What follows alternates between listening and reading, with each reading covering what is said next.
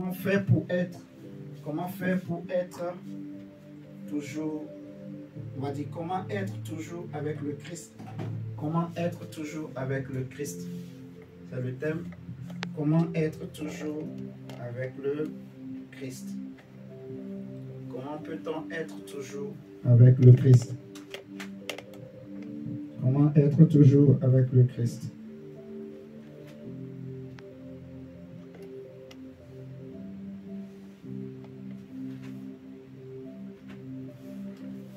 Est-ce que vous allez bien? Est-ce que tout le monde va bien? Oui. Amen, amen. Ok.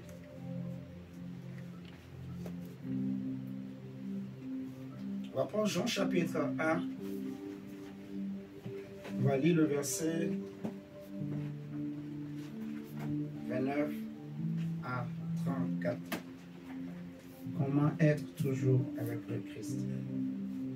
Jean chapitre 1, verset 29 à 34 d'abord. Et ensuite on lira le verset 35 à 40.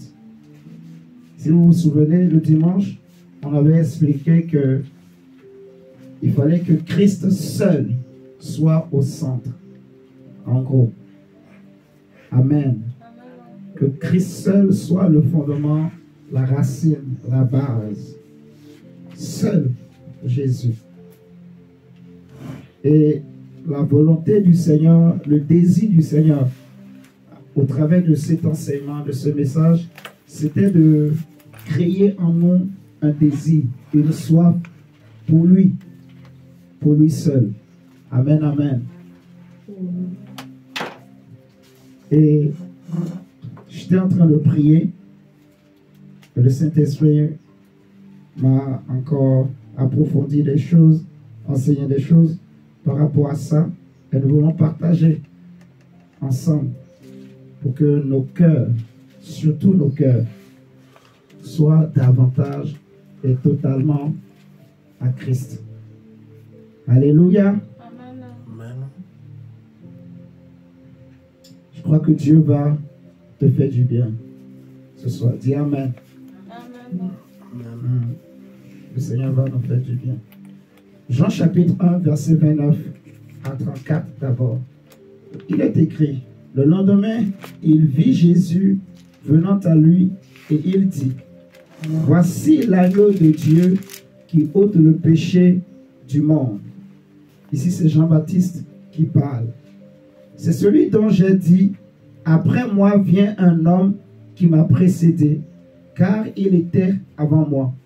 Je ne le connaissais pas, mais c'est afin qu'il fût manifesté à Israël que je suis venu baptiser d'eau. En ce temps-là, ou jusque-là, personne ne connaissait qui était le Christ. On savait simplement que un Messie devait arriver, un Christ devait arriver. Les prophètes l'ont annoncé.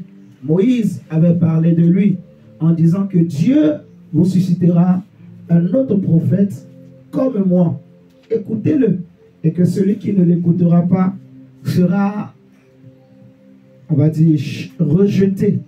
Vous voyez? Les prophètes ont parlé de lui. Ésaïe a parlé. Jérémie a parlé.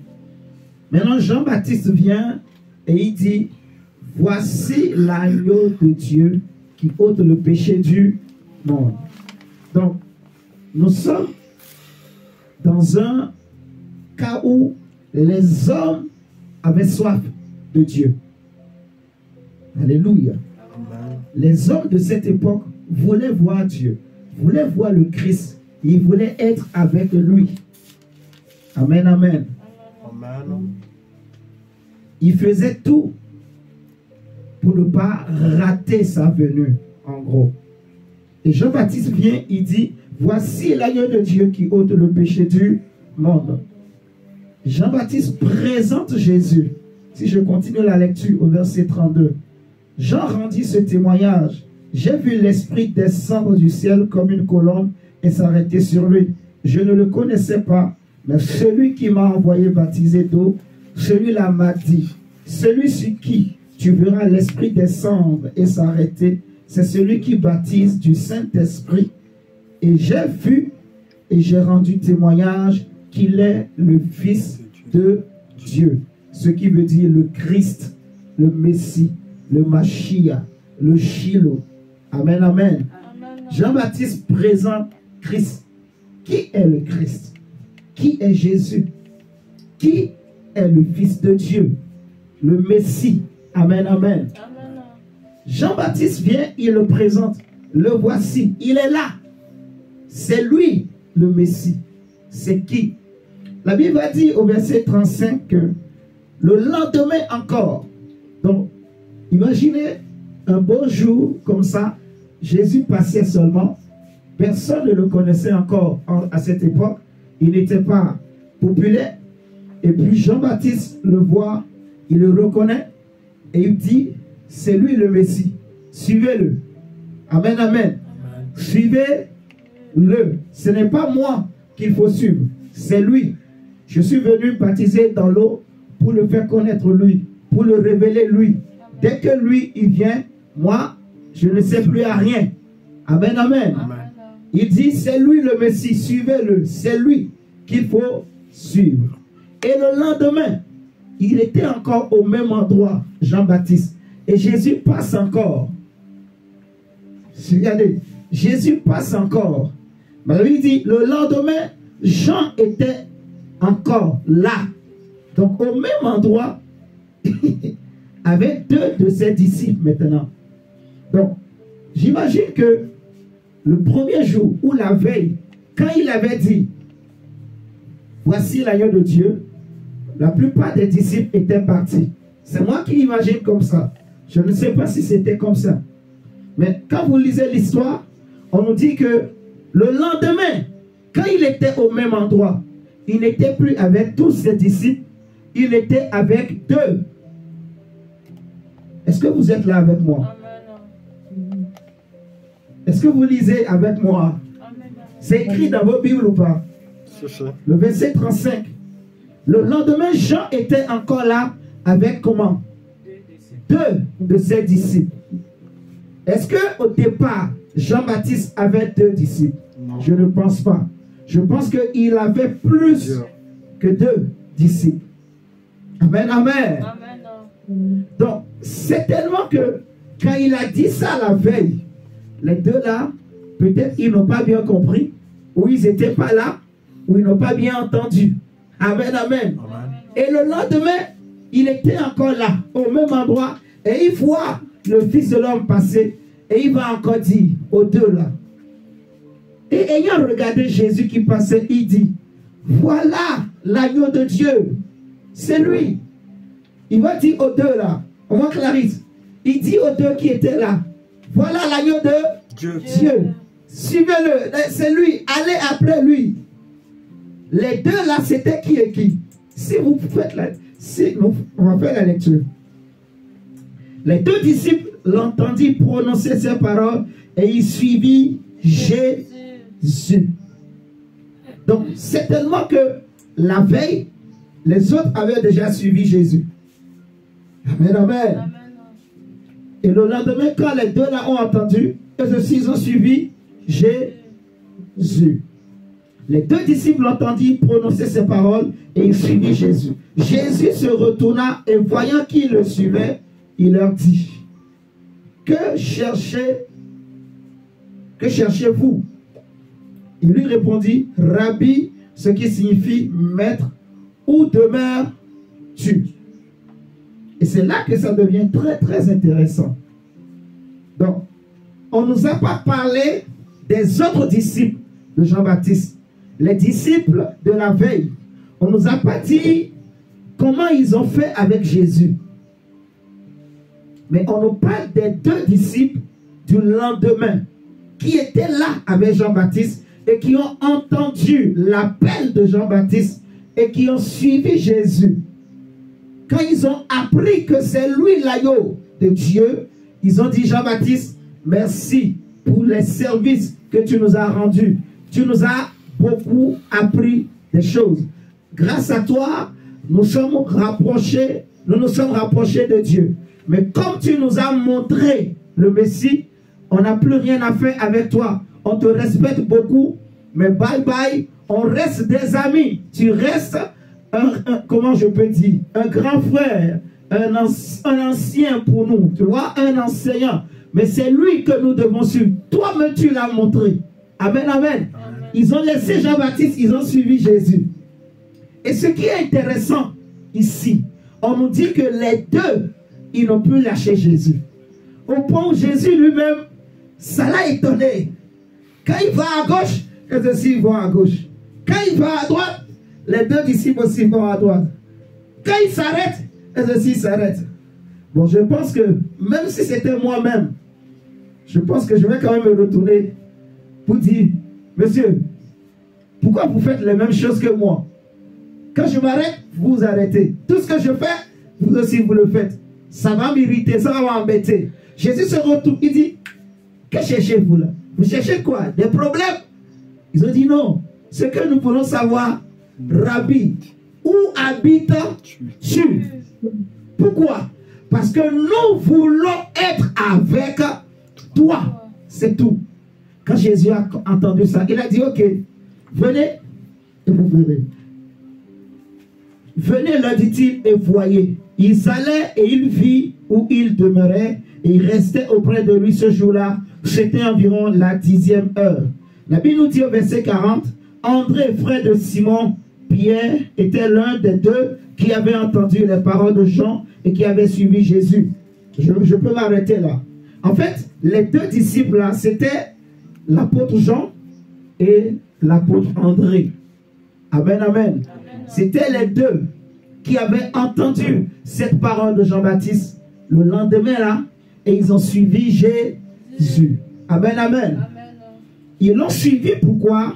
Parce qu'ils voulaient être avec Jésus. Le thème de notre enseignement, c'est comment être toujours avec le Christ. Amen, amen. Suivez-moi très très bien. Comment être toujours avec le Christ. Amen. Je peux voir, en fait, nous voyons plutôt, je dirais, dans ce monde, des hommes qui vivent avec d'autres hommes. Tu peux voir deux personnes qui vivent ensemble des années, pendant des années, 40 ans, 35 ans, tu vois, mais ils ne se connaissent pas, en fait. Être toujours avec quelqu'un, c'est le connaître. Suivez-moi bien. Être toujours avec une personne, c'est le connaître.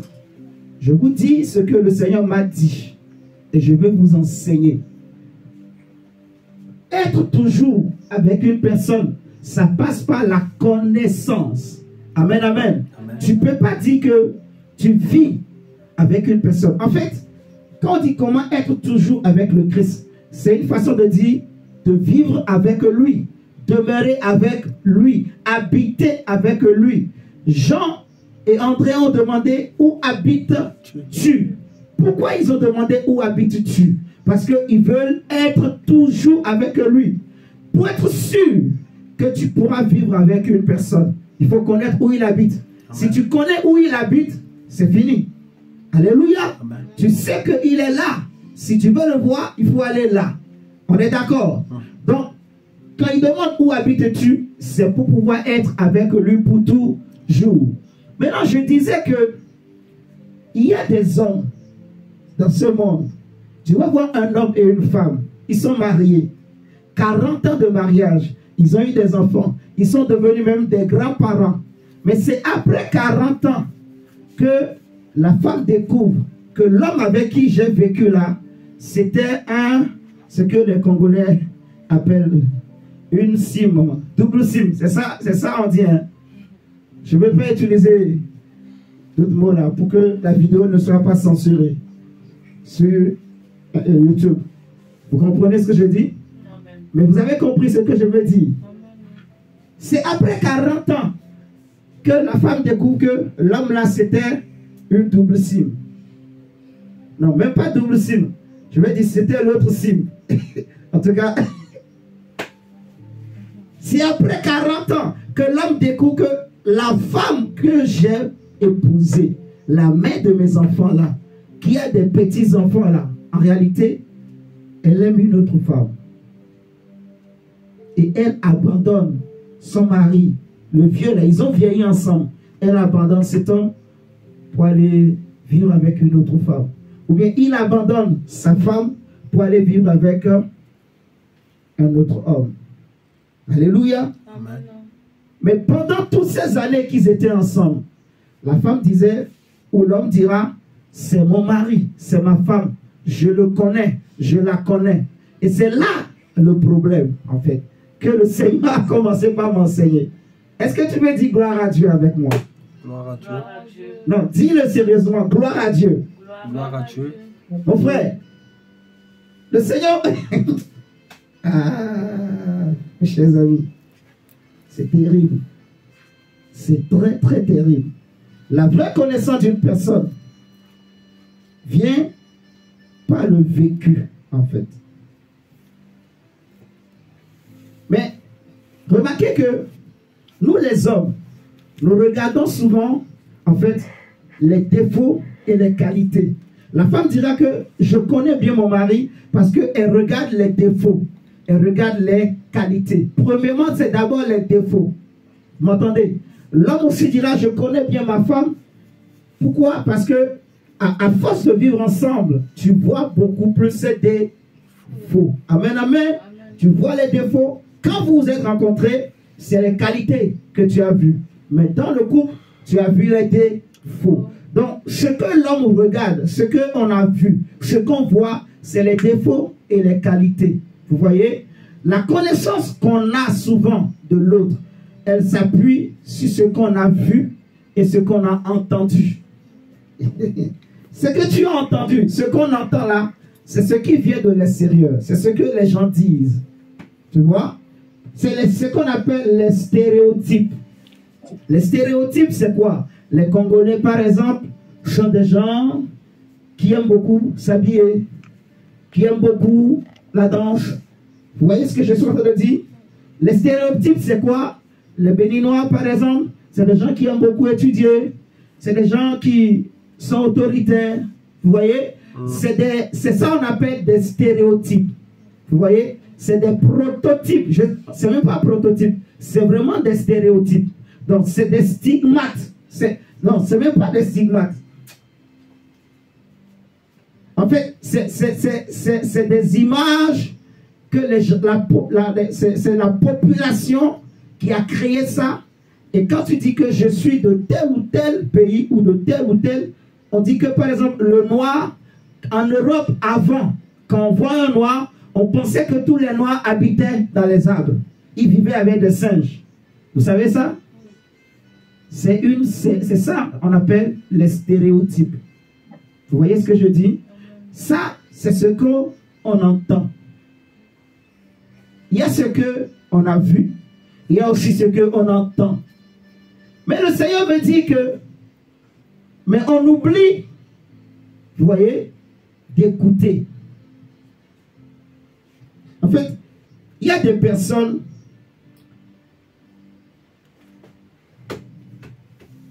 on fait souvent attention à ce qu'on voit, à ce qu'on entend, mais on oublie d'écouter. Je dis, hein, on fait souvent attention. C'était hier nuit, tard, que le Seigneur a commencé par m'enseigner. Suis-moi bien, si tu comprends, je te dis la vérité, ton cœur va être libéré. Je te dis la vérité, ton cœur va être libéré ce soir. Très souvent, on fait attention aux défauts et aux qualités. La vue. Vous voyez? En fait, on fait attention à ce qu'on voit. Tu vois? Tu as vu ses défauts. Tu as vu ses qualités. On fait souvent aussi attention à ce qu'on a entendu. Les stéréotypes. Ce que l'extérieur, l'environnement te donne comme information sur la personne. Amen, amen. Amen. C'est ce qui trompe souvent notre connaissance de l'autre. Tu vois? La femme qui a vécu 40 ans avec son mari, et c'est après 40 ans qu'elle voit le monsieur elle se rend compte qu'en réalité, c'était une double cible. Est-ce que le monsieur a changé? Non, le monsieur n'a pas changé. C'est juste que pendant ces 40 ans-là, la femme, elle s'est seulement arrêtée sur ce qu'elle a vu et ce qu'elle a entendu. C'est tout. C'est pour ça qu'elle n'a pas su, en fait, que l'homme-là était aussi une double cible. Suivez-moi très très bien. Le mari n'a pas changé. La femme n'a pas changé. En fait, ce double cible-là, il était déjà comme ça. Est-ce que vous êtes là avec moi? Amen. Elle était déjà comme ça. Mais c'est juste que la femme ou l'homme ne regardait pas au bon endroit. Il s'arrêtait seulement sur ce qu'elle voit ou il voit et sur ce qu'il ou elle entend. Mais on oublie d'écouter. Et c'est là que le Seigneur me dit. On oublie d'écouter pourquoi? En fait, on entend les hommes, mais on n'écoute pas les hommes. On entend avec quoi? On entend avec les oreilles. Oui ou non? On entend avec les oreilles. Donc, on entend les hommes. On n'écoute pas les hommes, mais on entend les hommes. Tu vois? On écoute plutôt Dieu. La Bible nous dit dans Genèse 49 Genèse 49 verset 1, Jacob dit à ses enfants, enfants d'Israël, fils de Jacob, écoutez votre père, rassemblez-vous et écoutez votre père. Dans Marc chapitre 11, je crois, il y a un des scribes va poser la question, il va poser une question à Jésus en disant, quel est le plus grand commandement? Et Jésus va dire, écoute Israël, qu'on appelle Shama. En fait, on dit Shema Israël. C'est écoute. Écoute. C'est l'écoute. Vous m'entendez? Suivez-moi très très bien. Ça va révolutionner quelque chose. Écoute. On écoute Dieu. On doit écouter Dieu. Et tu comprendras pourquoi. Mais on entend les hommes. Parce qu'on entend avec l'oreille. Mais pour écouter, on écoute avec le cœur. Et je vais t'aider et tu vas bien comprendre. Parce que beaucoup de nous, on n'a jamais compris ces choses. Ça fait qu'on donne nos cœurs aux hommes. C'est parce que Adam a donné son cœur à Ève qu'il est tombé. Je vais t'amener. Petit à petit, tu vas bien comprendre. Ton cœur doit être donné à Dieu. Tu peux aimer quelqu'un, mais sans lui donner ton cœur. Ma Clarisse.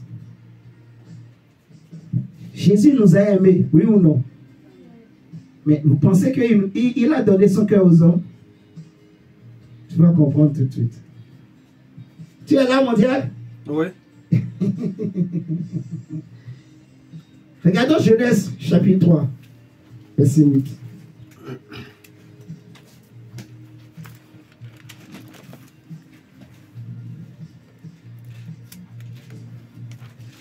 Genèse 3, verset 8.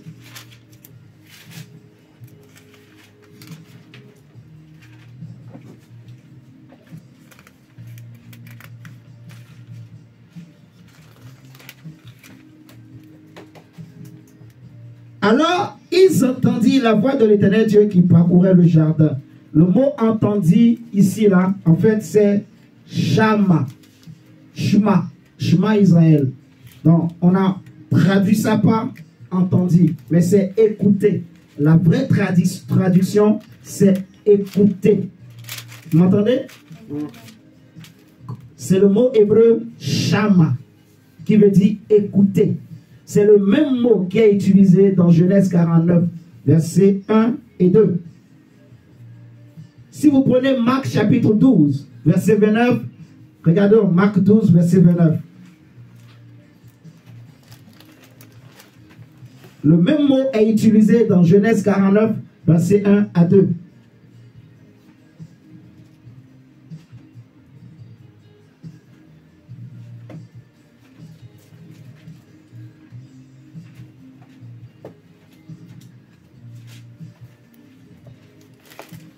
Marc 12, verset 29, nous dit ceci. Voici le premier. Écoute, Israël, le Seigneur notre Dieu est l'unique Seigneur. Écoute. Amen. Amen.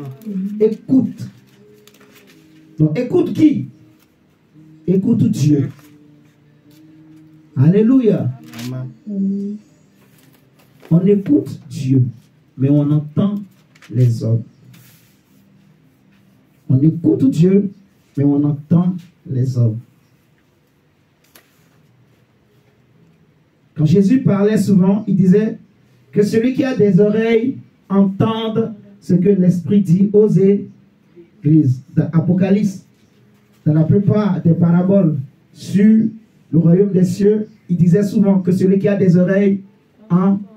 Amen, amen. Amen. Ça veut dire qu'on entend avec quoi?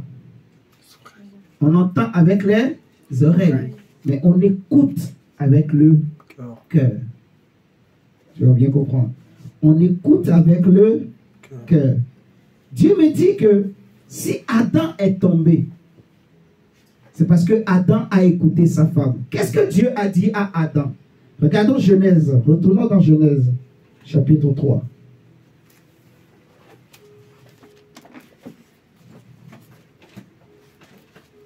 Dieu dit à Adam, puisque tu as écouté ta femme, au lieu d'entendre seulement Ève, tu as écouté. Genèse 3, verset 17. Qu'est-ce qui est écrit dans vos Bibles? Il dit à l'homme, puisque tu as écouté la voix de ta femme. La conséquence, c'est quoi? D'avoir écouté la voix de la femme. Adam est tombé. Vous êtes là avec moi? Amen.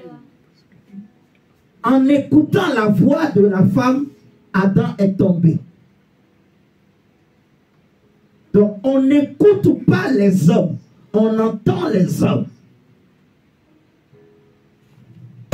Tu vas bien comprendre.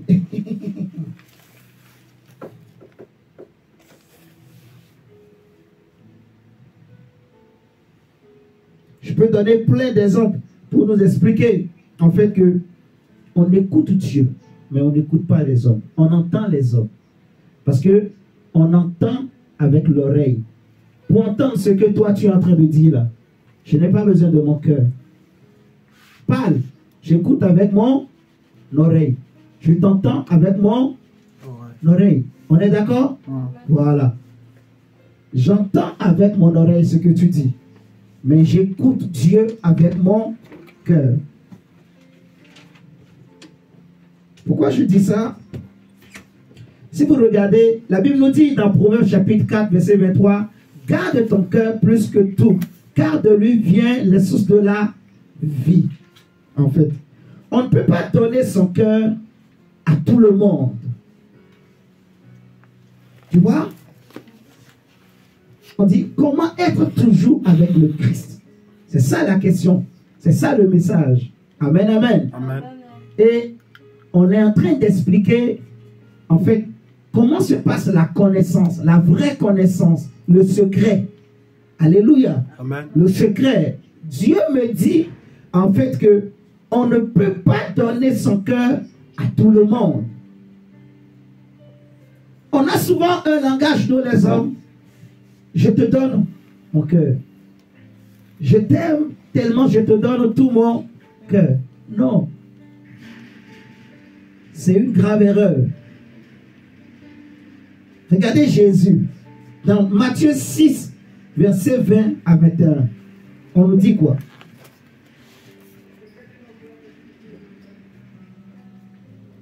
Vraiment, j'aimerais que tu comprennes bien comment ça. Parce que ça là, ça c'est la nuit là où le Saint-Esprit, où le Seigneur lui-même est venu m'enseigner. J'étais avec l'ange de Dieu. Amen. Matthieu 6.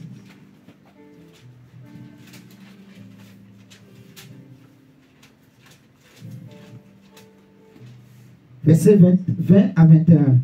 La Bible nous dit quoi? On dit, mais amassez-vous des trésors dans le ciel, où la taille et la rouille ne détruisent point, et où les voleurs ne pèsent point, ni ne dérobent point. Car là où est ton trésor, là aussi sera ton Cœur. Là où est ton trésor, là aussi sera ton Cœur. cœur. Amen, amen. Amen. Donc si tu donnes ton cœur à n'importe qui, il peut le détruire. Alléluia. Il peut le détruire. Si tu donnes ton cœur à n'importe qui, il peut le détruire. Tu as besoin, pour connaître réellement Dieu, tu as besoin que tout ton cœur soit à lui et non pas aux hommes, et non pas à ton travail, et non pas aux choses de ce monde. Amen, amen. Amen. Regarde Jésus. La Bible nous dit dans Jean 3,16 que Dieu a tant aimé quoi? Le monde. Et qu'il a donné son Fils unique. Donc, Dieu nous a beaucoup aimés. Mais je pose la question, est-ce que tu crois que Dieu nous a donné son cœur? C'est simple, je vais te démontrer ça. Quand Jésus dit à ses disciples que nous allons monter à Jérusalem, et là-bas, là, les chefs religieux vont m'arrêter et ils vont me crucifier, je vais mourir. Pierre se lève et dit à Dieu ne plaise, cela ne t'arrivera point. Est-ce que ce que Pierre disait n'était pas juste? Humainement, c'était correct. Humainement, c'était logique. Humainement, je dis, hein. Alléluia. Amen. Humainement, si quelqu'un entend ce que Jésus dit, il va dire ce que Pierre a dit. Alléluia. Amen. Mais si quelqu'un écoute Dieu, il va dire à Pierre, non, ce que tu dis là n'est pas la volonté de Dieu. Vous voyez la différence là? Donc Jésus nous a tellement aimés, mais malgré l'amour qu'il avait pour nous, il ne nous avait pas donné son cœur. Si Jésus avait donné son cœur aux hommes, il allait dire, Pierre, ok, non, tu as raison, je ne veux plus aller à Jérusalem. Vous êtes en train de comprendre la différence entre le premier Adam et le dernier Adam. Ce qui a fait que Jésus est allé jusqu'au bout. Et parce qu'il connaissait bien ses secrets. La Bible dit dans Jean, regardons, déjà Romains 5 nous dit, Romains 5, 6 à 8, que Dieu prouve son amour pour nous en ce que lorsque nous étions encore des pécheurs, Christ est mort pour nous. Christ nous a vraiment aimés. Mais regardez Jean chapitre 8, versets 26 à 29.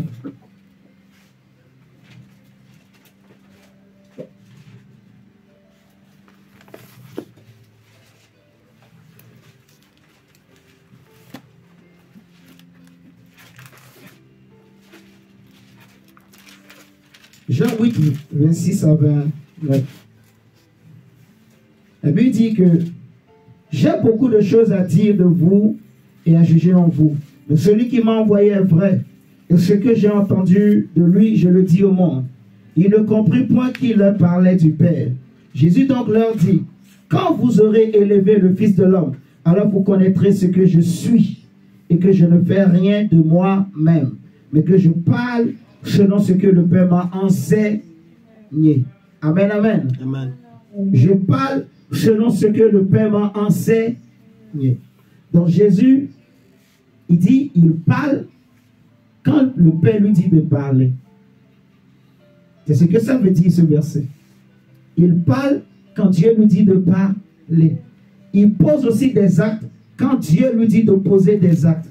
Il ne fait pas les choses quand les hommes veulent. Amen. Alléluia. Amen. Il écoutait son Père, mais il entendait les prières des hommes. Alléluia. Pierre a dit, non, tu n'iras pas à Jérusalem. Jésus a dit, Pierre, arrière de moi, Satan. Parce que quand on entend ce que Pierre dit, humainement, c'est correct. Pourquoi Jésus va aller mourir pour les autres? Ça n'a pas de sens. Mais pour Dieu, ça a du sens. Vous voyez la différence entre entendre et écouter. Parce que ce que j'entends n'est pas toujours ce que Dieu dit. N'est pas toujours la vérité.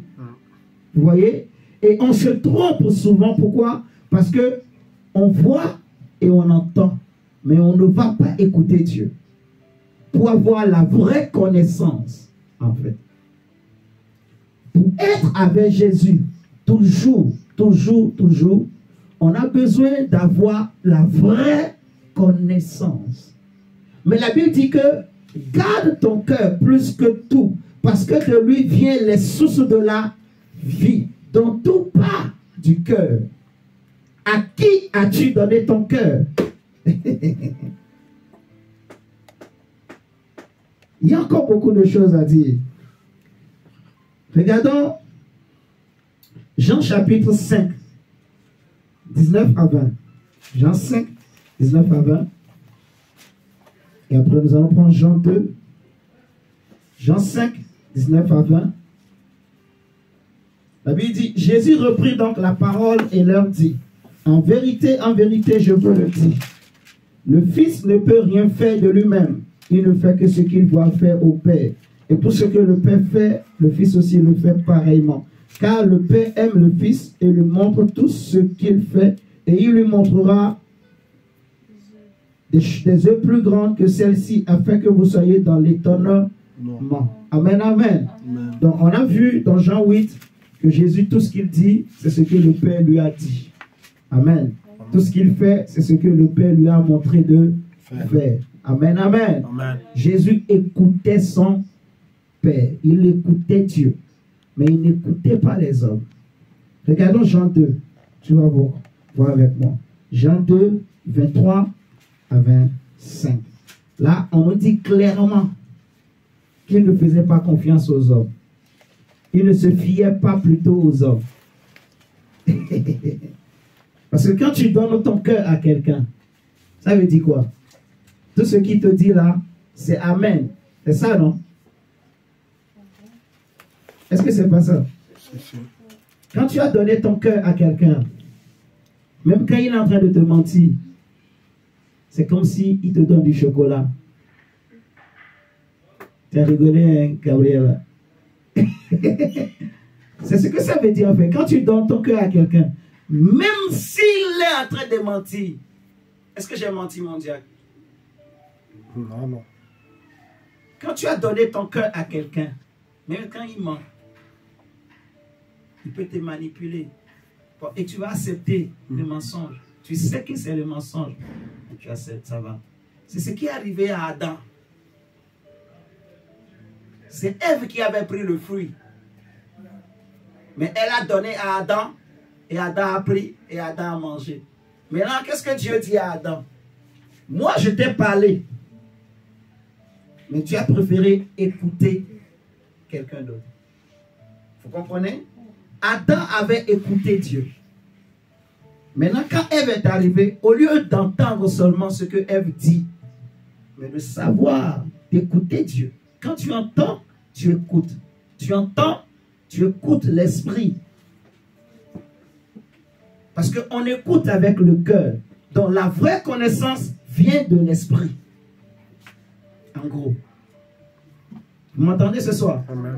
La vraie connaissance.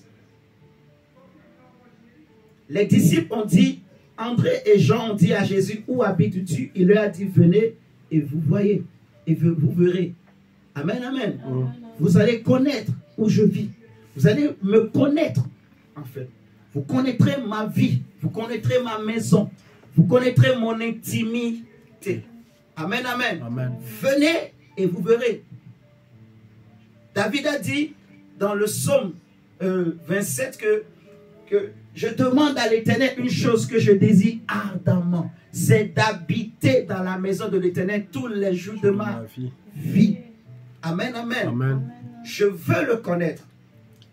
Regardons Jean chapitre 2, versets 23 à 25. Qu'est-ce que la Bible nous dit? Pendant que Jésus était à Jérusalem, à la fête de Pâques, plusieurs crurent en son nom, voyant les miracles qu'il faisait. Oh, c'est beau! Les gens ont cru en lui. Les gens ont cru en lui. Est-ce que Jésus ne serait pas content? Si. Si, on est d'accord. Il serait content. Les gens ont cru en lui. Waouh, c'est beau.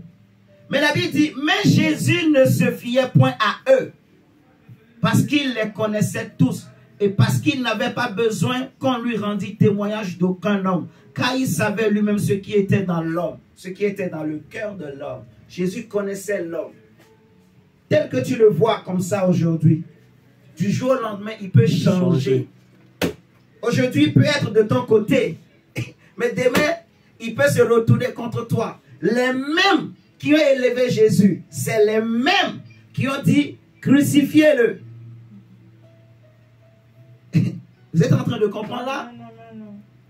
Donc maintenant, imaginez, si Jésus avait donné son cœur à Judas, déjà, il n'a pas donné son cœur. Mais regardez comment il a souffert sur le plan émotionnel. Vous comprenez là? On ne donne pas son cœur aux hommes. Ton mari là, tu n'as pas besoin de lui donner ton cœur, ma soeur. Mon frère, tu n'as pas besoin de donner ton cœur à ta femme. Non. C'est ce que je veux t'enseigner premièrement d'abord ce soir.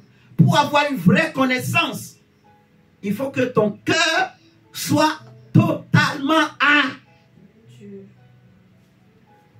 Parce qu'on écoute. Pour avoir la vraie connaissance, tu as besoin d'écouter. Mais on écoute avec le cœur. On écoute du cœur. Regardez Ézéchiel chapitre 3.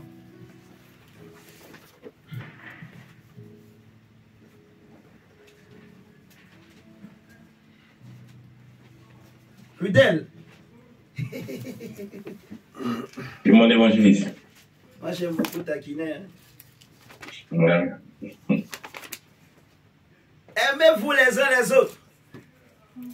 Mais ne donnez pas vos cœurs aux uns et aux autres. Est-ce que je parle à quelqu'un ce soir? Amen. Aime ton frère. Aime ta soeur. Mais ton cœur là, je dis ton cœur. On dit, c'est de lui viennent les sources de la vie. C'est pour ça qu'on dit, garde ton cœur plus que tout. Dieu m'a dit, on ne donne pas son cœur à tout le monde. Car là où est ton cœur, là aussi sera ton trésor. On a lu tout à l'heure, Matthieu 6, verset 21. Là où est ton cœur, là sera ton trésor. Tu veux que ton cœur soit entre les mains d'un homme ou de Dieu? Maman Clarisse, où est ton cœur? Entre les mains de Dieu ou des hommes? De Dieu.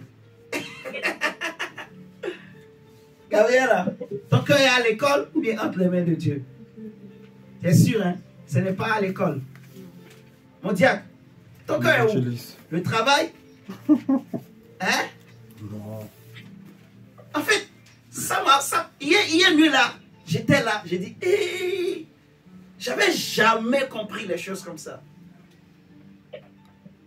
J'ai dit, ok, c'est une guérison pour l'âme. Vous comprenez? Une guérison. Tu peux dire à ton mari, mon chéri, je t'aime. Mais mon cœur là, c'est pas à toi. C'est pas un péché. Est-ce que vous me comprenez? Amen. Tu peux dire à ta femme, ma chérie, tu es mon doudou, tu es mon doudou. Mais mon cœur là, ce n'est pas à toi. Oh. D'accord? Ce n'est pas un problème. Ce n'est pas un manque de confiance. C'est juste comme ça Dieu fait les choses, Dieu veut. Le cœur doit être à Dieu seul. Vous comprenez? Amen. Dieu me dit, prenez exemple sur Jésus. Regardez Jésus. Et c'est là il m'a donné les versets sur Jésus. Comment Jésus a fait? Malgré qu'il nous a aimés jusqu'à la mort de la croix, il nous a aimés, oui ou non? Oui. Il nous a aimés. Mais le Seigneur me dit que, mais regarde bien Jésus. Regarde comment il vous a aimé. Mais maintenant regarde. Prends ce verset, prends ce verset. Est-ce que tu ne vois pas qu'il ne vous a pas donné son cœur? Je vous ai donné les versets. Quand vous lisez dans Jean 2, qu'on vient de lire, Jean chapitre 2 là, qu'est-ce qu'on nous dit? Les gens ont cru en Jésus, mais Jésus ne se fiait pas à eux. Ça veut dire que son cœur n'était pas à eux. Vous comprenez ça? Il ne se fiait pas à eux, parce qu'il connaît bien l'homme. Il n'a pas besoin qu'on lui enseigne quelque chose sur l'homme. Jésus connaissait très bien l'homme. Il ne se fiait pas aux hommes. Donc le cœur de Jésus n'était pas aux hommes. Dans Matthieu 16, verset 22-23, vous allez voir Pierre dit à Jésus, à Dieu ne plaise, tu ne mourras pas. Et humainement, ce que Pierre dit est agréable aux oreilles. C'est agréable aux oreilles ce que Pierre a dit. Pourquoi Jésus devrait aller mourir? On est bien ici avec Jésus. Alléluia. Amen. Pierre mangeait bien. Tout le monde était bien. Jésus faisait tout le temps des miracles. C'est lui qui faisait le show, le spectacle. Tout était bien. Pierre a abandonné la pêche. Il était bien. Pourquoi Jésus veut tout gâcher maintenant? Pourquoi Jésus veut détruire tout maintenant? Vous comprenez ce que je suis en train de dire? Donc, à entendre Pierre, c'est normal ce qu'il a dit à Jésus. Mais non. Pour Pierre, non, Jésus là, la tête, ça ne tourne pas. Il y a quelque chose qui est en train de passer dans sa tête. Peut-être on lui a donné une drogue, quelque chose. C'est pour ça qu'il s'élève. Il dit, mais non. Jésus, à Dieu ne plaise. Il a oublié que Jésus est le maître. Vous voyez ce que je dis? C'est ça la différence entre voir, entendre, écouter. Et nous, les hommes, souvent, on voit et on entend. Mais on oublie d'écouter. Vous voyez ce que je dis? On oublie d'écouter. Et c'est pour ça que demain, on est surpris.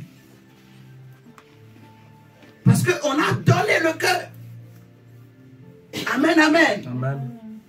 On ne donne pas son cœur à n'importe quoi, à n'importe qui, à tout le monde. Le cœur doit être à Jésus Amen. Seul. Amen. Amen, amen. Amen. Ben non. Le cœur doit être à Dieu seul. Tu ne peux pas partager ton cœur. Si tu veux être avec Jésus pour toujours, la première chose qu'il faut soigner, c'est le cœur. Alléluia. Amen. Est-ce que tu peux dire, mon chéri, donne-moi mon cœur. Si tu avais donné ton cœur à ta femme ou à ton mari, demande-lui. Reprends ton cœur, ma soeur. Reprends ton cœur, mon frère. Est-ce que tu m'entends ce soir? Est-ce que je parle à une femme? Est-ce que je parle à un homme qui avait donné son cœur? Ton cœur là, il doit être à Dieu seul. Vous m'entendez ce soir? Jésus ne nous a pas donné son cœur. Quand il est allé mourir à la croix, c'est au nom de l'amour. Mais son cœur n'est plus. Il est resté avec son cœur. Vous comprenez là? Maintenant, souvent, nous les hommes, on dit, ah, je t'aime, mon chéri, ma chérie. Je te donne mon cœur. Ça, seulement le dire. Hein? Ça sont des dires seulement. Tu dis au diable? C'est des dires seulement. Oui, mais à force de le dire, on le voit dans les gestes, justement. Comment tu peux savoir si tu as donné ton cœur totalement à quelqu'un? C'est simple. Si tu étais à la place de Jésus, et Pierre te dit, ne va pas à Jérusalem, est-ce que tu vas aller à Jérusalem ou est-ce que tu vas dire, Pierre, arrière de moi, Satan? Si tu étais à la place d'Adam et Ève te donne le fruit à manger, qu'est-ce que tu vas faire? Est-ce que tu vas manger ou tu vas refuser? Parce que Adam savait très bien que c'est interdit. Alléluia. Amen. Adam savait très bien que c'est interdit. Il ne faut pas manger. Dieu a dit non. Mais comment il a mangé? On dit, là où est ton cœur, là sera aussi ton trésor. On dit, c'est de lui que viennent les sources de la vie. Donc, celui qui tient ton cœur, c'est lui qui tient ta vie. En gros. Celui qui contrôle ton cœur, c'est lui qui contrôle ta vie. C'est lui que tu écoutes, en fait. Je ne sais pas si vous me comprenez. Ce qui contrôle ton cœur, c'est ce que tu écoutes. Si c'est Dieu qui contrôle ton cœur, tu vas écouter Dieu. Si c'est l'argent qui contrôle ton cœur, tu vas écouter l'argent.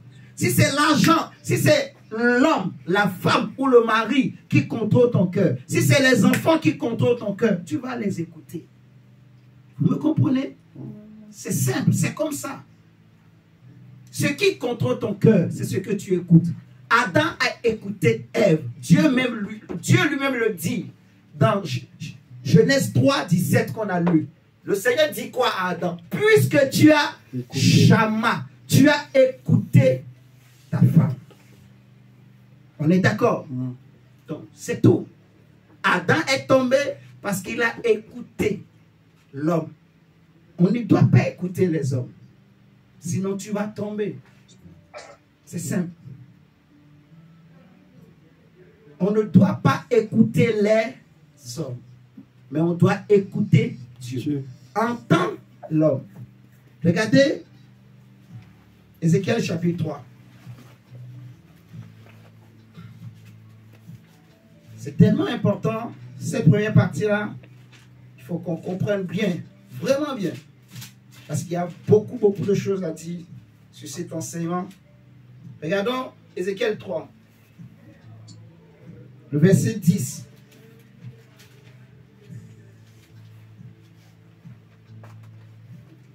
Dieu dit quoi? Fils, il me dit, fils de l'homme, reçois où?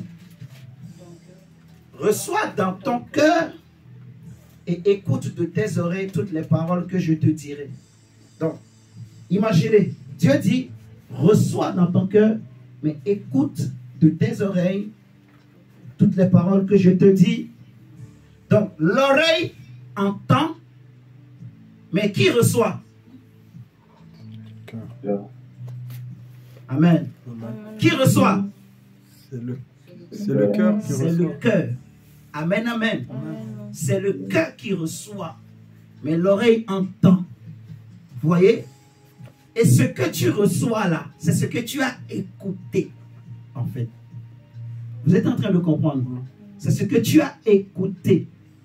Adam a écouté Ève, et c'est pour ça qu'il est tombé. Et le Seigneur me dit, on ne doit pas écouter les hommes, on doit écouter Dieu seul. Ok? Ce que le Seigneur est en train de dire au prophète Ézéchiel ici, c'est la même chose en réalité. Écoute avec ton cœur. Tu vois? Reçois dans ton cœur. Écoute avec ton cœur. Donc, on entend les hommes, mais on ne doit pas écouter les hommes. On doit écouter Dieu. La première chose, si nous voulons être toujours avec le Christ, c'est la connaissance. Mais pour une vraie connaissance, il faut que le cœur soit totalement à Jésus.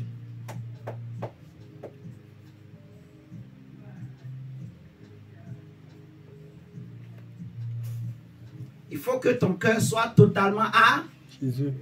On est d'accord? Tu peux aimer quelqu'un, mais sans lui donner ton cœur. Pardon. Parce que s'il te blesse, s'il te déçoit, si tu lui as donné ton cœur, c'est fini. Toi-même, tu vas voir, tu risques de tomber.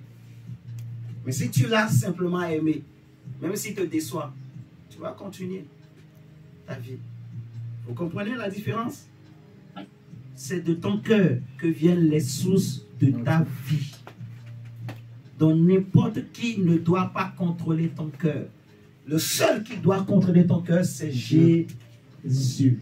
Amen, amen. Amen. Le premier point pour être toujours avec le Christ, il ne faudrait pas que quelque chose d'autre contrôle ton cœur.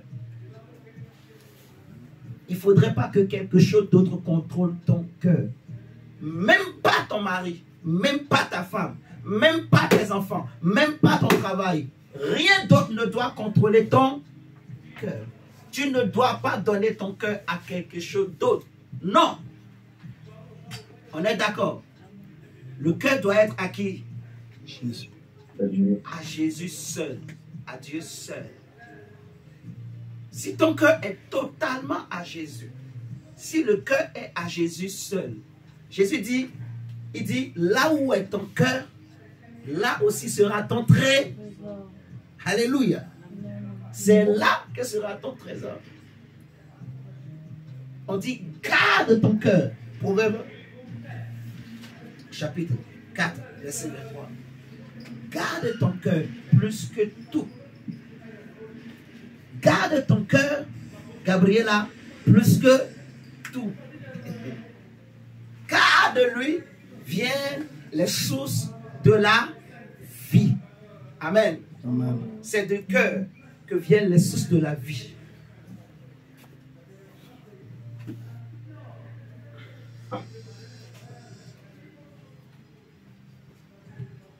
Et j'ai compris.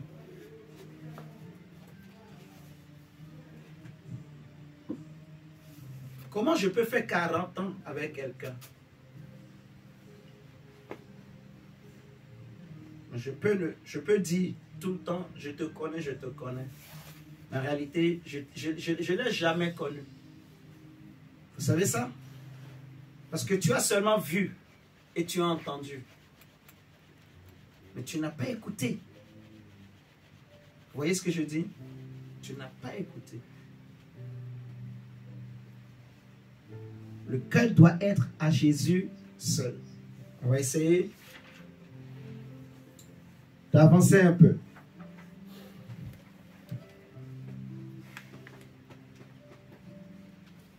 Prenons Jean, chapitre 7.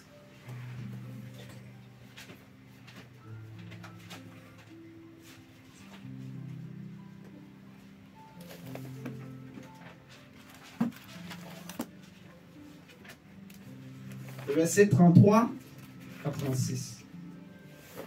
La Bible dit, Jésus dit, je suis encore avec vous pour un peu de temps, puis je m'en vais vers celui qui m'a envoyé.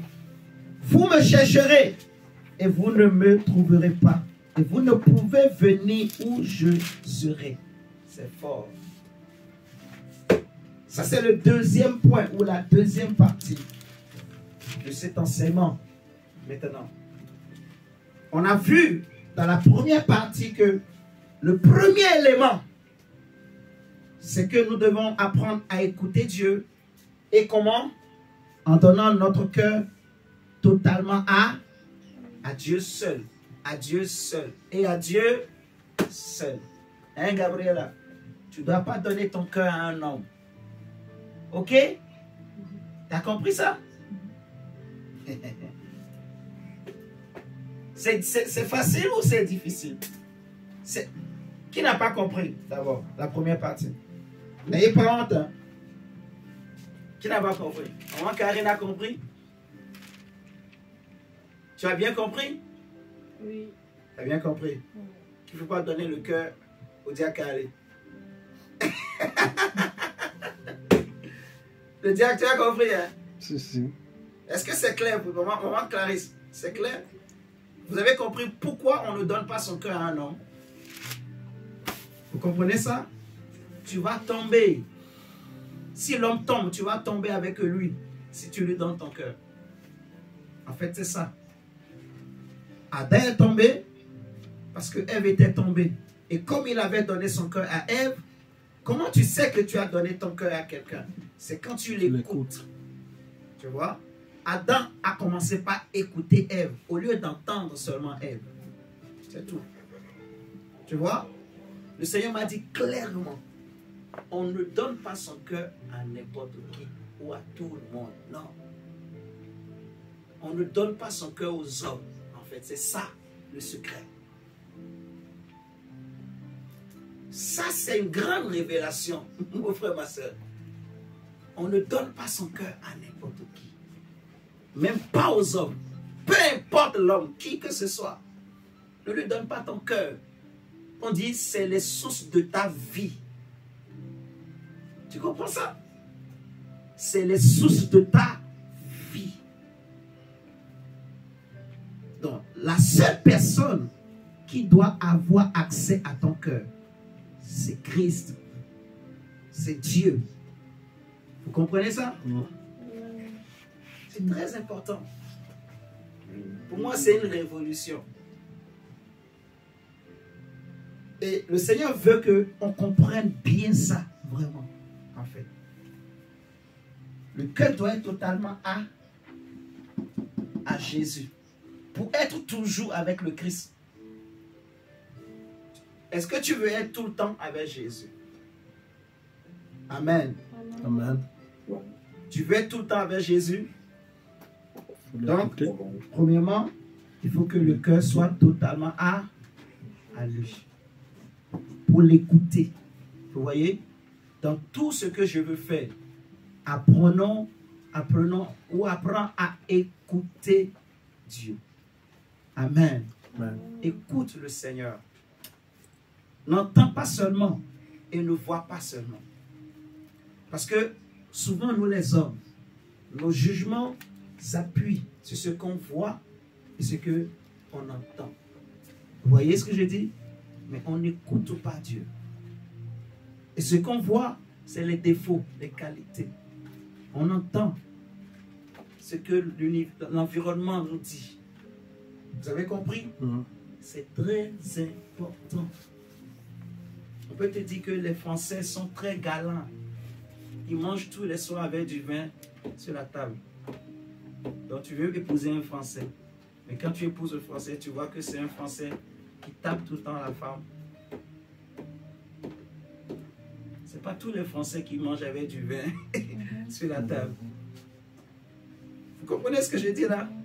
Mais quand tu vas en Chine et tu parles de la France, automatiquement on voit le vin. On voit le Bordeaux, le vin Bordeaux, vin rouge, vin blanc, vin rouge. Demande à un Chinois qu'est-ce qui caractérise la France. Tour Eiffel. Mais Tour Eiffel là, est-ce que c'est dans toute la France? Hein, maman Clarisse? Tour Eiffel, c'est vers Trocadéro là-bas. C'est même pas dans tout Paris. On est d'accord? C'est vers là-bas, là. Mais nous aussi, on est en France. Est-ce que j'ai menti? Ouais. C'est ça les stéréotypes. Les stéréotypes. Hein? Les Noirs sont méchants. Les Noirs sont tous des voleurs. Quand on voit un Noir, automatiquement, surtout si, aujourd'hui ça va, mais dans le passé, quand un Noir a beaucoup d'argent, on le trouve suspect. Aujourd'hui ça va. Mais dans le passé, quand tu étais noir et tu as beaucoup d'argent, on se demande, mais comment tu as eu l'argent là? Alors que si c'était un blanc, pas de soupçon. On ne soupçonne pas. Ça, c'est des stéréotypes. Vous voyez? Parce qu'on a fait croire au monde que le noir est paresseux. Le boulot qu'il peut faire là, c'est femme de ménage. Et petit boulot quoi. Il ne peut pas avoir beaucoup d'argent. Il ne peut pas travailler. Il ne peut pas occuper des grands postes. Il ne peut pas être directeur. Il ne peut pas être président. Vous comprenez ça? C'est ça les stéréotypes. Ok. On va avancer. Parce que la deuxième partie, ce deuxième point-là est aussi tellement important. Comprenons bien maintenant. On dit au chapitre 7 de Jean, Jésus parle aux Juifs. Il leur dit ceci. Je suis encore avec vous pour un peu de temps, puis je m'en vais vers celui qui m'a envoyé. Vous me chercherez et vous ne me trouverez pas. Et vous ne pouvez venir où je serai. Amen, amen. Vous ne pouvez venir où je serai. Prenons le chapitre 13. Toujours de... Prenons d'abord le chapitre 8 de Jean, versets 21 et 24.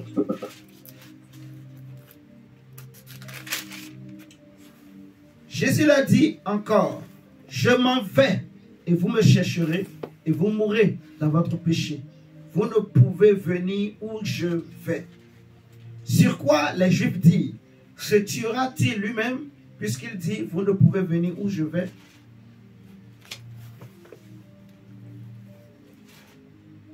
Et il leur dit, vous êtes d'en bas, moi je suis d'en haut. Vous êtes de ce monde, moi je ne suis pas de ce monde.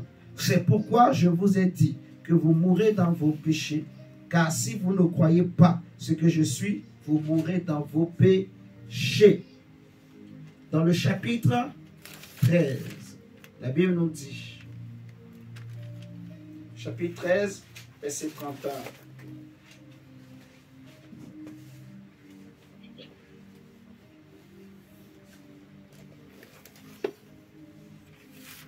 chapitre 13, verset 31. Dans le chapitre 7, dans le chapitre 8, Jésus parlait aux Juifs. Il s'adressait aux Juifs. Il s'adressait à qui? Aux Juifs. Il disait clairement aux Juifs, vous ne pouvez pas venir où je serai. Donc, je ne sais pas si vous imaginez. Nous, on veut être avec Jésus. Oui ou non? On veut vivre avec Jésus. On veut être avec le Christ dans notre maison, dans notre vie de tous les jours. C'est ça notre désir. C'est vraiment pour ça qu'on est en train de travailler. Pour être quotidiennement, tous les jours avec Jésus. Toujours avec lui. En commençant déjà sur cette terre. On est d'accord? Ouais, c'est ce qu'on veut. Mais maintenant, imagine que Jésus te dit que tel que tu es là, tu ne peux pas être avec moi. Parce que le Seigneur n'a pas eu froid aux yeux de dire aux Juifs, vous ne pouvez pas venir où je vais. Je m'en vais, je m'en irai. Vous me chercherez. Quand je vais partir là, vous allez me chercher, mais là où je suis là, vous ne pourrez pas venir. Vous ne pourrez pas venir où je serai. On est d'accord? Il a parlé aux Juifs, chapitre 7, chapitre 8. Quand nous prenons maintenant le chapitre 13, au verset 31 plutôt, la Bible dit, lorsque Judas fut sorti, Jésus dit, maintenant le Fils de l'homme a été glorifié et Dieu a été glorifié en lui. Si Dieu a été glorifié en lui, Dieu aussi le glorifiera en lui-même et il le glorifiera bientôt. Et le verset 33, le Seigneur dit, mes petits enfants, je suis pour peu de temps encore avec vous. Vous me chercherez. Et comme j'ai dit aux Juifs, ah, là ça devient très sérieux. Mon diacre,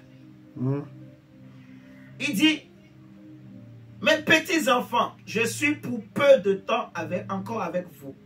Vous me chercherez et comme j'ai dit aux Juifs, vous ne pouvez venir où je vais. Je vous le dis aussi maintenant. Et là, ça devient très sérieux. Il est en train de parler à qui? Aux disciples. À toi et à moi. Il dit, mes petits enfants, vous ne pouvez pas venir aussi. Comme j'ai dit aux autres là. Vous aussi, vous ne pouvez pas venir où je vais. Vous imaginez ça? Donc, comme Jésus est en train de dire là que tu ne peux pas être toujours avec moi. On est d'accord? Il dit, vous ne pouvez pas venir. Comme j'avais dit aux Juifs, je le dis aussi à vous aussi. Vous ne pouvez pas venir. Et c'est là maintenant Pierre, j'aime son courage. Si vous prenez le verset 36 du chapitre 13, Pierre va se lever. Pierre se lève. Et il dit, Seigneur, où vas-tu? Tu as dit, vous ne pouvez pas venir. Pierre n'aime pas ces choses, quoi. Il a raison. Il a compris ce que Jésus est en train de dire. Et, mon frère, moi, je ne veux pas que Jésus me dise que tu ne peux pas venir où je suis. Tu ne peux pas vivre avec moi. Tu ne peux pas être toujours avec moi. Vous imaginez? Moi, je veux être toujours avec Jésus. C'est ce que je veux dans ma vie. Malgré mes défauts, mes fautes, mes erreurs. Mais surtout maintenant que je suis en train de comprendre les choses. Je veux être avec Jésus. Je veux me sanctifier. Je veux marcher dans la vérité. Je veux marcher dans sa parole. Je veux être tout le temps avec lui. Mais comment maintenant il peut dire ce que j'ai dit aux Juifs, vous aussi mes disciples, je vous dis aussi, vous ne pouvez pas venir. Vous ne pouvez pas venir. C'est pour ça que Pierre n'aime pas ces choses. Pierre se lève et dit, mais Seigneur, où vas-tu? Parce que tu dis, vous ne pouvez pas venir où je vais. Vous ne pouvez pas venir où je vais. Mais où vas-tu? Ça lui fait mal. Maintenant, Jésus lui dit, Jésus répondit, tu ne peux pas maintenant me suivre où je vais, mais tu me suivras plus tard. Ah, c'est là que ça me calme. Ça veut dire qu'il y a une espérance. Vous comprenez? il y a une possibilité pour toi et moi. Si premièrement, nous avons donné totalement notre cœur à Jésus, comme on a vu dans la première partie, il y a une possibilité pour nous d'être avec lui. Alléluia. Amen. De le suivre là où il est, d'aller là où il est, de vivre avec lui là où il est, de vivre pour toujours avec lui. Il y a une possibilité. Et pourquoi je dis qu'il y a une possibilité? Si vous remarquez bien, dans le chapitre 8 qu'on a lu, Jésus dit aux Juifs que vous êtes d'en bas, vous êtes de ce monde, mais moi je suis d'en haut. Alléluia. Il va leur dire que si vous ne croyez pas ce que je suis, vous mourrez dans vos péchés. Vous mourrez dans vos péchés si vous ne croyez pas ce que je suis. Et le Seigneur a déjà dit, je l'ai expliqué encore dimanche, que nous ne sommes pas de ce monde. Nous ne sommes pas d'en bas. Nous sommes d'en haut. Nous ne sommes pas de ce monde. Nous sommes dans ce monde, mais nous n'appartenons plus au monde. Ok, ok. Amen. Je n'appartiens pas au monde. Tu n'appartiens pas au monde. J'appartiens au ciel. Jésus même dit dans Jean 17 que ce qu'il veut, c'est que tous ses disciples soient aussi avec lui pour toujours. Donc, il y a possibilité pour toi de vivre pour toujours avec Jésus.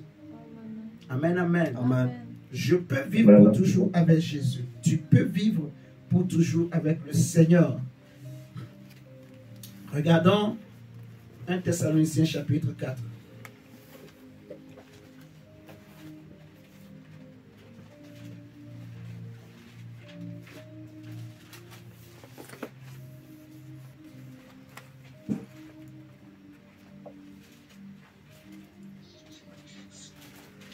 Thessaloniciens chapitre 4, versets 15 à 18.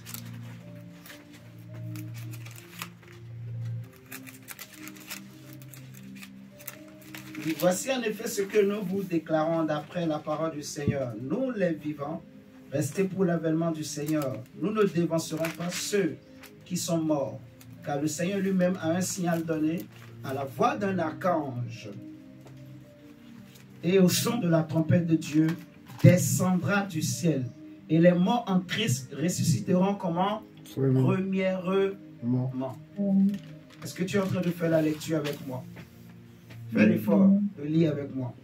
Et les morts en Christ ressusciteront premièrement. Ensuite, nous les vivants qui seront restés, nous serons tous ensemble enlevés avec eux sur des nuées à la rencontre du Seigneur dans les airs. Et ainsi, nous serons comment? Nous serons toujours avec le Seigneur. Amen, amen. Amen. Ainsi, nous serons toujours avec le Seigneur. On est d'accord? Amen. Il y a une possibilité pour toi et moi d'être toujours avec lui. Amen, amen. Amen. Donc, sur cette terre, tu peux être toujours avec le Saint-Esprit. Si tu veux être toujours avec le Christ, sache que après l'enlèvement de l'Église, alors tu vas le voir tel qu'il sera, tel qu'il est plutôt, et tu pourras vivre avec Jésus pour toujours. Mais déjà sur la terre, tu peux vivre avec le Saint-Esprit. Amen, amen. Amen. Tu peux être continuellement dans la présence de Dieu, avec le Seigneur. Tu n'es pas d'en bas, tu es d'en haut. Tu n'es pas d'en bas, tu es d'en haut. Tu es du ciel. Amen, amen. Amen. Je ne suis pas d'en bas, je suis d'en haut. Regardons Matthieu 24.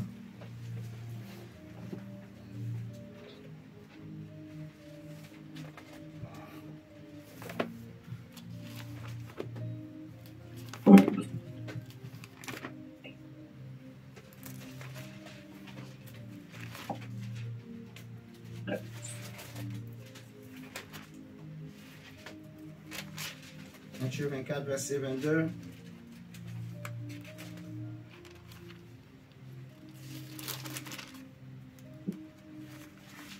Le Seigneur dit, et si ces jours n'étaient abrégés, personne ne serait sauvé. Mais à cause des élus, ces jours seront abrégés. Si quelqu'un vous dit alors, le Christ est ici, où il est là, ne le croyez pas. On est en train de parler à ceux qui veulent être avec le Christ. Ceux qui veulent être avec qui? Avec le Christ. C'est à eux que Jésus est en train de parler. Il dit, si ces jours n'étaient pas abrégés, même les élus seront séduits. Amen, amen. Et donc, si ces jours n'étaient pas abrégés, personne ne sera sauvé. Mais à cause des élus, ces jours seront abrégés. Verset 23, si quelqu'un vous dit alors, le Christ est ici, ou il est là, ne le croyez pas. Est-ce que vous m'entendez ce soir? Si on te dit, le Christ est ici, ou il est là, si quelqu'un te dit, suis-moi, je vais t'amener au paradis. Ne le croyez pas. Si quelqu'un te dit, c'est moi qui suis le Christ, parce qu'aujourd'hui, au Bénin, il y a un autre Dieu qui est femme. Ouais. Il y a un Dieu au Bénin. Elle s'habille tout le temps en blanc. C'est sérieux, hein? Elle fait des miracles terribles. Elle est puissante. Selon les hommes. Elle est sortie de l'église catholique là. Elle s'appelle Dieu. Il y a aussi des dieux au Congo. Il y a Dieu le Père, Dieu le Fils et Dieu le Saint-Esprit. Ça, vous connaissez ça déjà. Donc, le Seigneur dit, si quelqu'un vous dit, le Christ est ici, ou il est là, ne le croyez pas. Pourquoi? Verset 24. Car il se lèvera de faux Christ. Parce que le diable sait que les vrais amoureux de Jésus, les vrais chrétiens, vous m'entendez ce soir? Amen. Les vrais enfants de Dieu, ce qu'ils veulent, c'est Christ. Ceux qui ont vraiment compris l'évangile. Vous voyez? C'est Jésus lui-même qu'ils veulent. Et ils veulent être avec lui. Ils veulent le craindre. Alléluia. Amen. Ils veulent être dans sa présence. Donc Jésus nous a mis en garde. Il nous a prévenus. Il y aura plusieurs faux Christ. Il dit, il s'élèvera. Quand on dit qu'il s'élèvera, ça veut dire quoi? Qu'il sortira beaucoup de faux Christ. Il s'élèvera de faux Christ et de faux prophètes. Ils feront de grands prodiges et des miracles au point de séduire, s'il était possible, même les élus. Voici, je vous l'ai annoncé d'avance. Verset 25. Donc Jésus dit, je vous l'ai annoncé d'avance. Il s'élèvera de faux Christ, de faux prophètes, et ils feront de grands miracles, de grands prodiges, au point de séduire, s'il était possible, même les élus. Amen, amen. Amen. Oh oui, Amen. mon frère, ma soeur. Donc, Jésus est en train de dire,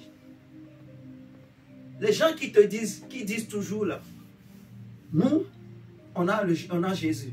Nous, Christ est avec nous. Le Christ est là. Venez, moi, je vais vous amener au paradis. Moi, j'ai ceci, moi, j'ai ceci, moi, j'ai ceci là. Ce n'est pas ce qu'il faut suivre. C'est ce que Jésus est en train de dire. En fait. Ce qu'il faut suivre maintenant, tu connais comment écouter. Je vais t'enseigner des choses. Tu connais comment écouter. Quelqu'un te dit, le Christ est ici, le Christ est ici. Ne mets pas ton cœur. Entends. Ok? Mais ne mets pas ton cœur. Maintenant, je vais te dire ce qu'il faut faire après. Il faut écouter maintenant Dieu. Écouter ton cœur. Écouter le témoignage du Saint-Esprit à ton esprit. Et tu sauras si vraiment cette église, cette assemblée-là, Dieu est là. Si Dieu est avec cet homme de Dieu. Si Dieu est avec cette femme de Dieu. Tu m'entends? Vous m'entendez là? Jésus dit, il s'élèvera de faux Christ. De faux prophètes. C'est quoi un faux Christ? C'est quoi un faux prophète? Est-ce que c'est la même chose? Non. Le faux Christ n'est pas le faux prophète. Le Christ, c'est le Messie, c'est le Sauveur. Le faux Christ, c'est l'Antichrist ou les Antichrists, les Antéchrists, ceux qui s'opposent à Christ, ceux qui n'aiment pas Christ.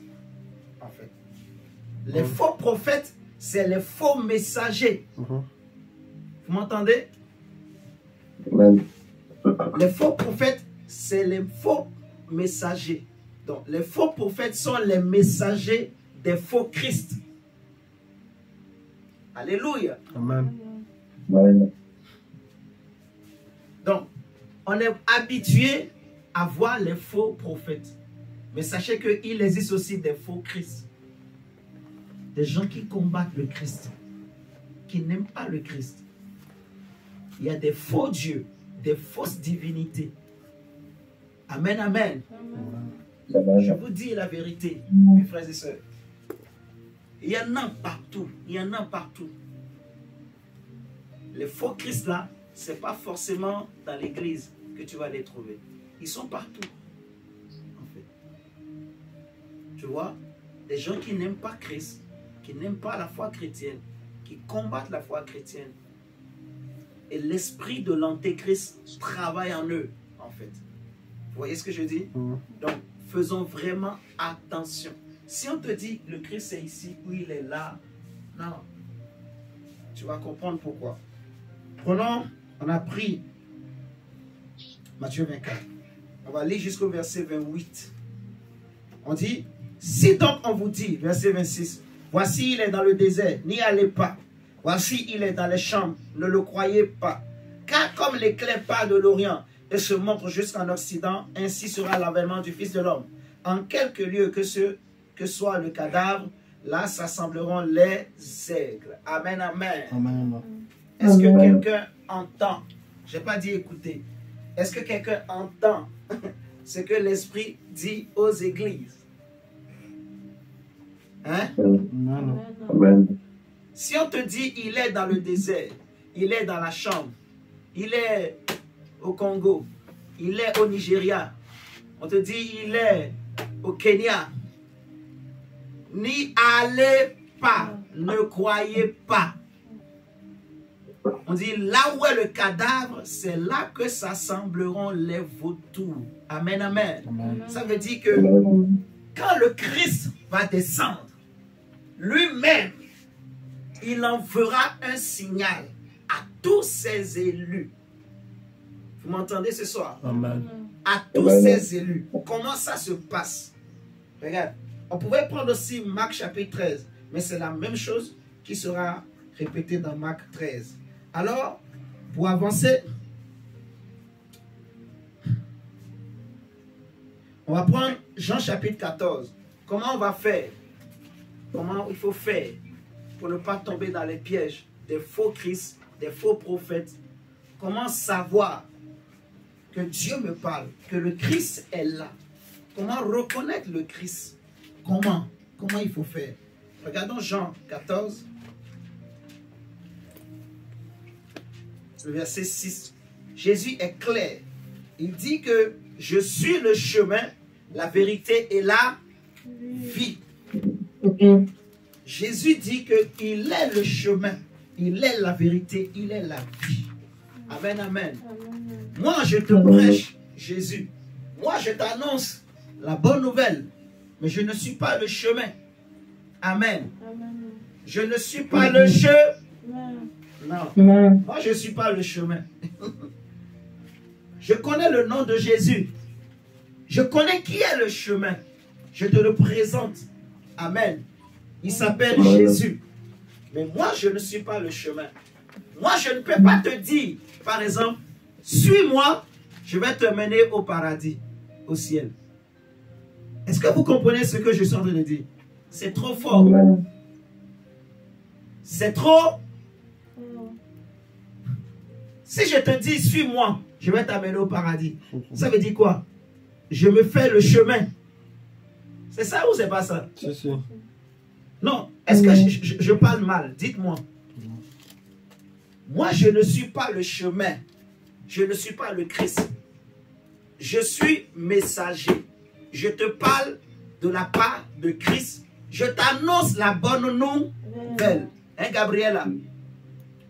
Mais je connais qui est le chemin. C'est Jésus. Amen. Amen, amen. Je connais son nom.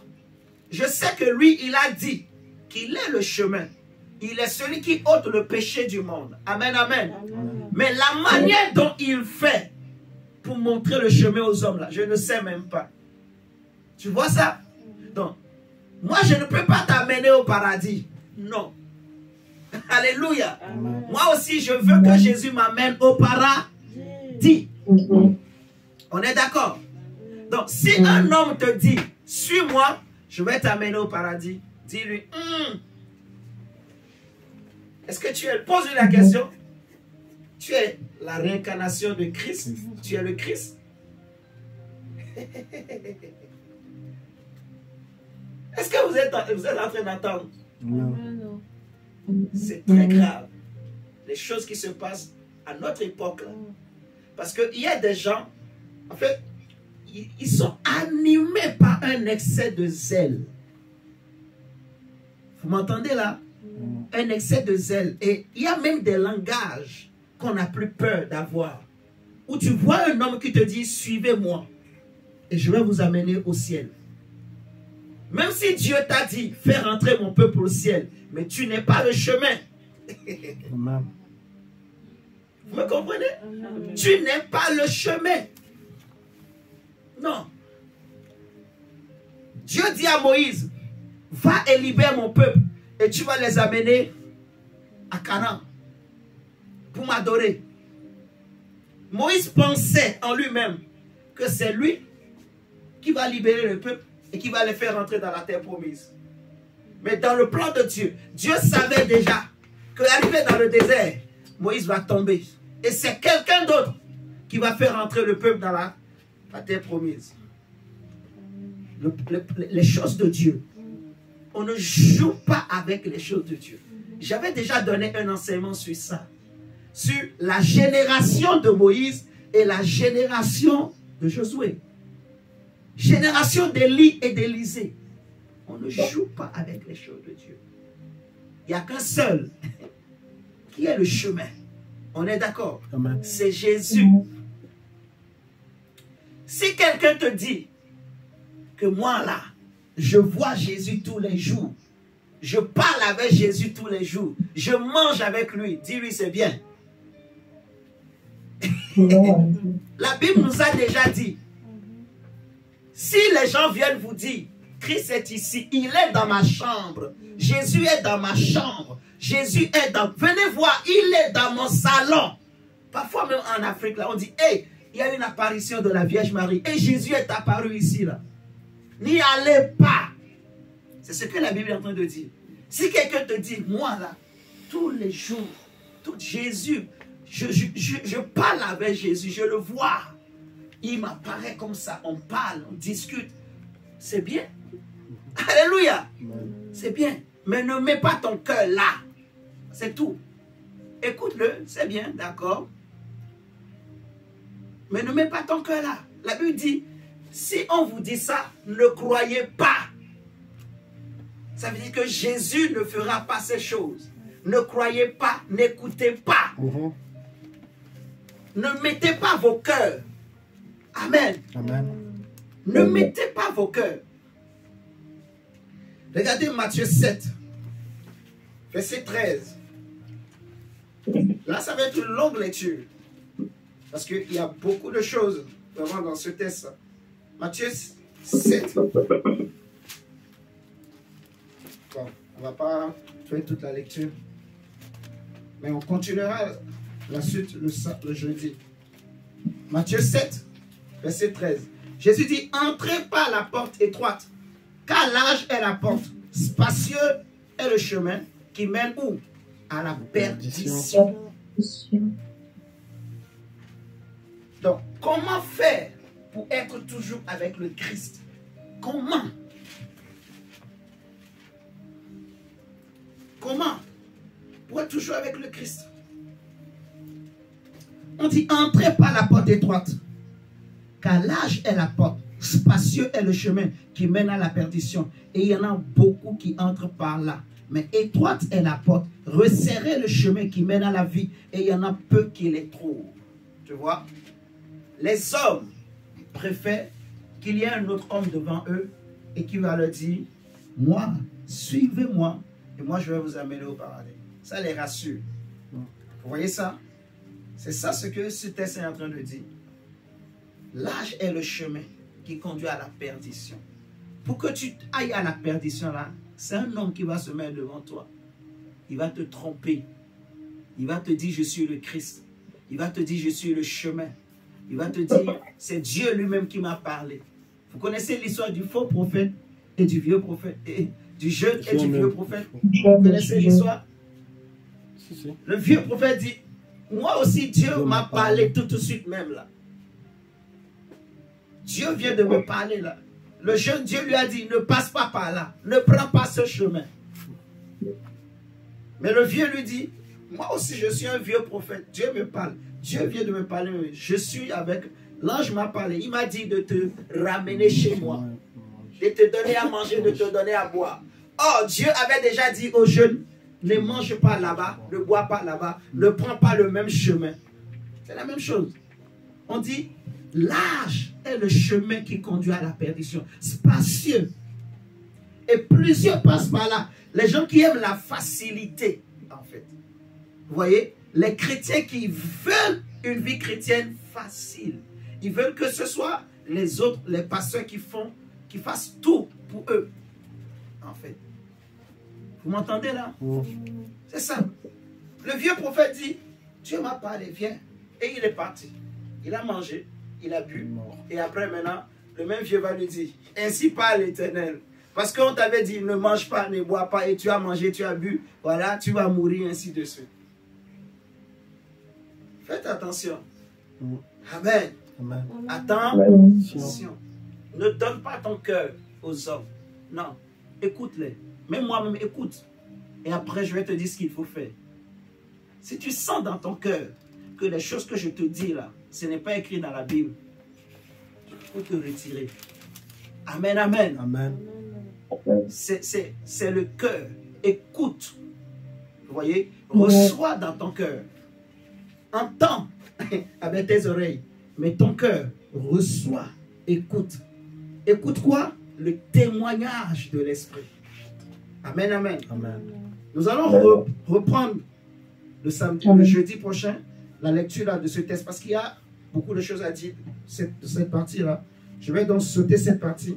On va juste prendre Romains 8, 16 et on va terminer par là. Mais le jeudi, on va lire Matthieu 7 jusqu'au verset 7. Prenons juste Romains 8, 16 et on va terminer par là. Romains 8, 16. Romains 8, 16 nous dit que l'Esprit lui-même rend témoignage à notre esprit que nous sommes enfants de Dieu. Amen, amen.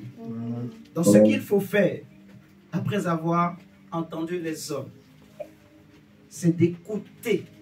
Écoutez quoi? Le témoignage de l'Esprit. On dit le Saint-Esprit lui-même rend témoignage à notre esprit. Amen, amen. Amen. Écoutez le témoignage du Saint-Esprit. Le témoignage de la parole de vérité à ton esprit. Vous voyez? Après avoir entendu et après avoir vu. Je répète. Après avoir entendu et après avoir vu. Qu'est-ce qu'il faut faire maintenant? Il faut écouter ton cœur. Il faut écouter le témoignage de l'Esprit dans ton cœur. Je répète. Qu'est-ce qu'il faut faire? Après avoir entendu et après avoir vu. Écoute maintenant le témoignage du Saint-Esprit dans ton cœur. Le témoignage du Saint-Esprit à ton esprit, qui parle à ton esprit. Amen, amen. Amen. Cette écoute-là, ça peut être sur une période. Ça peut être sur plusieurs jours. Vous m'entendez? Où tu prends le temps, tu écoutes, tu examines, tu entends ce qu'on te dit. Et tu écoutes, jusqu'à ce que tu auras la conviction. Il y aura une parole sûre qui va monter dans ton cœur. Amen, amen. Amen. Je répète, il faut écouter après avoir entendu et après avoir vu. Il faut écouter. Il ne faut pas seulement entendre et il ne faut pas seulement voir. Après avoir entendu et après avoir vu, il faut écouter le témoignage de l'Esprit de Dieu dans ton cœur sur une certaine période. Une période assez suffisante pour que tu sois suffisamment convaincu. Amen, amen. Amen. C'est très important.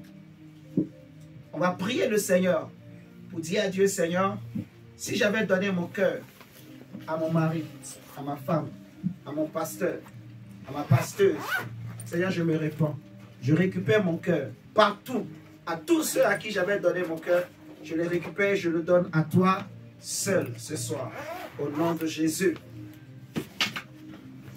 Seigneur, je veux gloire, Papa Yahweh, Seigneur. Merci pour ta parole. Priez en même temps. Dis à Dieu, Seigneur, apprends-moi à Dieu de gloire, Seigneur. Je prie, Seigneur, Dieu de gloire, Papa. Yahweh, si j'avais donné mon cœur à un homme, oh Dieu, Père, je ne Si tu avais donné ton cœur à une femme, dis à Dieu, Seigneur, je récupère mon cœur. Je le donne à toi seul. Si j'avais donné mon cœur à l'argent ou à mon travail, Seigneur, je le récupère. Je récupère mon cœur. Là où j'avais donné mon cœur, je le récupère. Tous ceux à qui j'avais donné mon cœur, je les récupère ce soir au nom du Seigneur Jésus. Et je donne mon cœur à Dieu seul, à Dieu seul, à Dieu seul, à Dieu seul. J'aime mon frère, j'aime ma soeur, j'aime mon mari, j'aime ma femme, j'aime mes enfants. Mais je refuse, Seigneur, de leur donner mon cœur. J'aime mon travail, j'aime, Seigneur, ce que je fais. Mais je refuse, Seigneur Jésus, de donner mon cœur à qui que ce soit, à part Dieu seul, au nom de Jésus. Je récupère mon cœur et je le donne à Dieu seul. Je le donne à Jésus seul. Je le donne à Jésus seul. Prie le Seigneur de t'aider à écouter le témoignage de l'Esprit, à écouter le témoignage du Saint-Esprit, à écouter le témoignage du Saint-Esprit. Après avoir entendu, après avoir vu, merci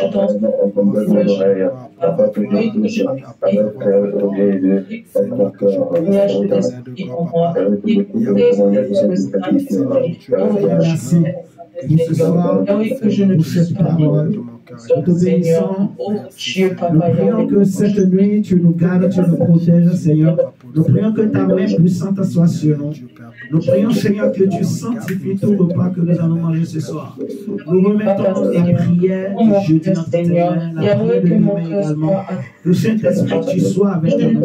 Saint-Esprit, je prie que tu inspires la personne qui va diriger l'intercession de demain, que tu donnes des sujets de prière, tu donnes l'onction, tu donnes la force, Père, dans le nom puissant et glorieux de Jésus-Christ de Nazareth.